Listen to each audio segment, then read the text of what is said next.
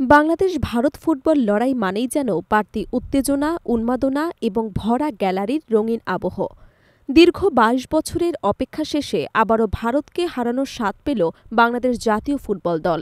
জাতীয় স্টেডিয়ামে অনুষ্ঠিত এই ম্যাচে উপচে পড়া দর্শকদের সামনে বাংলাদেশ ১-০ গোলে হারিয়েছে প্রতিবেশী প্রতিদ্বন্দ্বী ভারতকে। মাঠের লড়াই যেমন রোমাঞ্চ ছড়িয়েছে, তেমনি ম্যাচ শেষে সুখবর নিয়ে হাজির হয়েছে যুব এবং ক্রীড়া উপদেষ্টা আসিফ মাহমুদ সজীব ভূঁইয়া।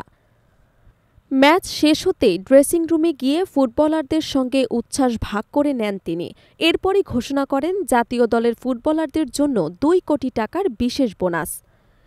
এই ঘোষণা প্রকাশের সঙ্গে সঙ্গে খেলোয়াড়দের মাঝে তৈরি হয় বাড়তি প্রেরণা এবং আনন্দ। জাতীয় দলের ম্যানেজার আমির খান বলেন, উপদেষ্টার ২ কোটি টাকার পুরস্কার ঘোষণায় ছেলেরা দারুণ উচ্ছ্বসিত এবং অনুপ্রাণিত হয়েছে।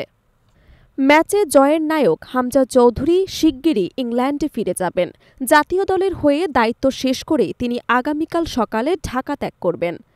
অন্যদিকে বাফুফের সভাপতি ইতোমধ্যেই হোটেলে পৌঁছেছেন, যেখানে রাতে ফুটবলারদের জন্য নৈশভোজের আয়োজন করা হয়েছে।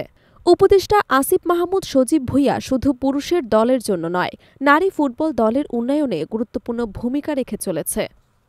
গত বছর সাফ নারী চ্যাম্পিয়নশিপ জয়ের পর তিনি নারী ফুটবলারদের জন্য ঘোষণা করেন ১ কোটি টাকা পুরস্কার, যা তিনি তাৎক্ষণিকভাবে প্রদানও করেন।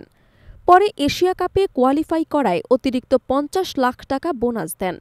প্রতিশ্রুতি অনুযায়ী তিনি ২ দফাতেই টাকা প্রদান করেছেন বলে নিশ্চিত করেছেন বাফুফে।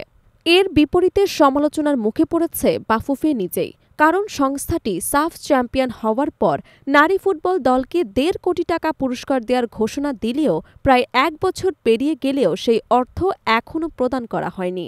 এ নিয়ে নারী দলের খেলোয়াড় ও সমর্থকদের মধ্যে হতাশা তৈরি হয়েছে। ভারতের বিপক্ষে বাংলাদেশ দলের এই ঐতিহাসিক জয় শুধু মাঠে জয়ের উত্তেজনাই নয়, বরং ফুটবল অঙ্গনে নতুন উদ্দীপনা যোগ করেছে।